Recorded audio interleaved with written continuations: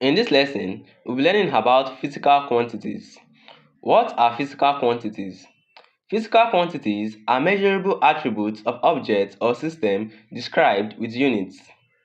Imagine you are measuring the height of a door. If it's 2 meters tall, that's a physical quantity called length. Think about how long it takes to brush your teeth. If it takes 2 minutes, that's a physical quantity called time. Also, picture a bag of sugar. If it weighs 1 kilogram, that's a physical quantity called mass. Physical quantities are categorized into fundamental quantities and derived quantities. Fundamental quantities are quantities that cannot be expressed in terms of other quantities. There are 7 fundamental quantities, which are length, mass, time, temperature, electric current, luminous intensity, amount of substance. Length cannot be expressed in terms of mass or time. Also, time cannot be expressed in terms of length or mass. Hence, they are said to be fundamental quantities since they don't depend on other quantities. The standard unit of length is meter, mass, kilogram, time, seconds, temperature, Kelvin, electric current, ampere, luminous intensity, candela, amount of substance, mole. Of these 7 fundamental quantities, the 3 most important are length, mass, time. These 3 quantities are like the foundation of physics, and many other quantities are derived from them. Now, let's talk about derived quantities and their units. What are derived quantities? Derived quantities are quantities that are expressed in terms of fundamental quantities. These quantities cannot stand alone and depends on fundamental quantities. Now, let's look at these derived units and their units. We have area.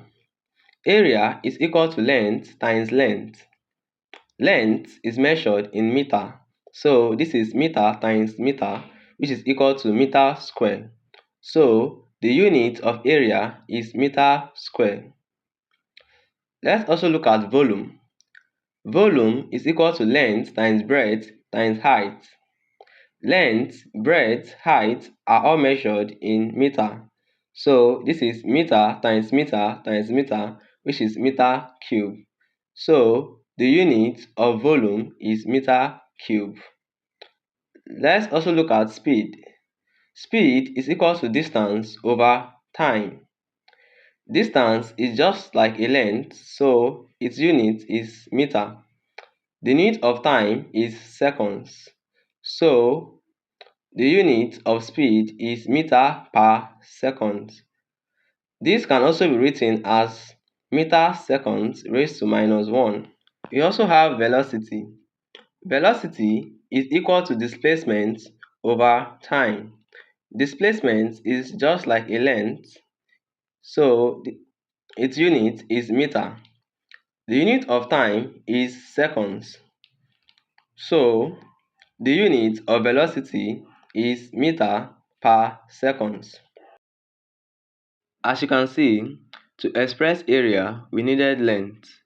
To express speed, we needed time and distance, which also describes length. So, we say derived quantities are quantities that cannot stand alone and hence depends on the fundamental quantities. Let's also look at acceleration. Acceleration is the change in velocity with respect to time. The unit of velocity is meter per seconds and the unit of time is seconds.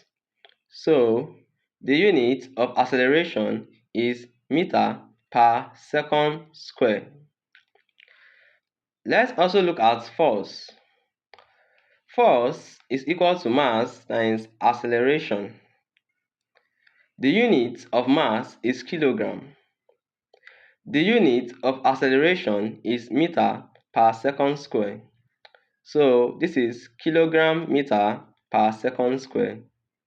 So the unit of force is kilogram meter per second square, which is the same as Newton. Let's also look at work. Work is equal to force times displacement.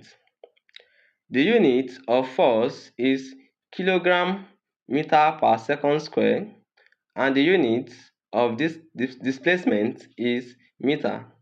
So this is kilogram meter square per second square, which is the same as Newton meter.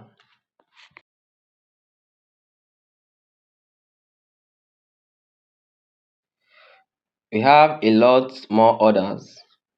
Try this and drop your answer in the comment section. Also, don't forget to subscribe.